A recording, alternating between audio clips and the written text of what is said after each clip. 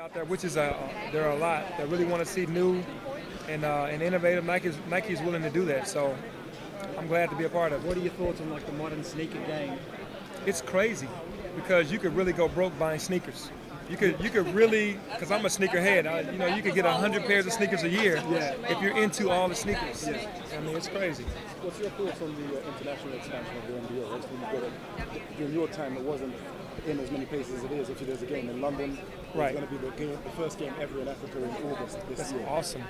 I think that's amazing because not only are you giving the NBA players an experience, you're giving the different countries and cultures an experience of the NBA, and kids might dream through seeing that one game in Africa, you might get more African players coming to the NBA. You never know. It's amazing. You played against some of the African legends, Elijah, Dikembe. Well, what did they bring to the game when involved, if you remember playing with them against those kind of guys?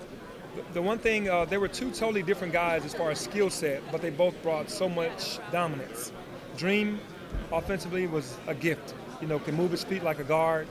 Very skilled, very smart. Dikembe, fierce competitor, one of the best defenders to ever play the game. They both brought all heart to the game. They never took a day off, and that's what I remember about those two guys.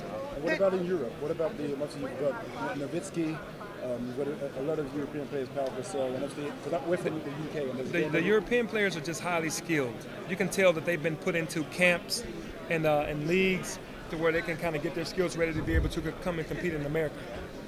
Penny, as a guard, how do you feel about Nick Young talking about just give me the ball and get out the way? Well, Nick Young is he's unique because that's his style of game. He's more of that run and gun, pick up ball type of game, and I appreciate him for that because he goes out and backs it up. All right, do you still have your Penny doll? I do. Do you play with it? No, it's like in a case sitting up. Yeah. All right, thanks. Yeah. All right. You have a lot of fans in China. You have a lot of fans in China. And what about say something to Chinese fans? Well, to all the Chinese fans, I just really appreciate the support over the years. Every time I've gone to China, I've had nothing but fun, and they showed me nothing but love, and I really appreciate that. And you can compare John Wall and Damian Lillard. Two different types of players. I think Damian Lillard is more of a scorer. John Wall is a great facilitator that can score. I mean, he does facilitate the ball. I'm not saying that Damian doesn't, but it seems like John Wall has made a conscious effort to be more of a facilitator this year to help his team win. There are a lot of bunch of great point guards this league, Westbrook, do you think who's the best? I can't really pick a best right now. I mean, Russell Westbrook is definitely second to none. I mean, he brings a different type of game.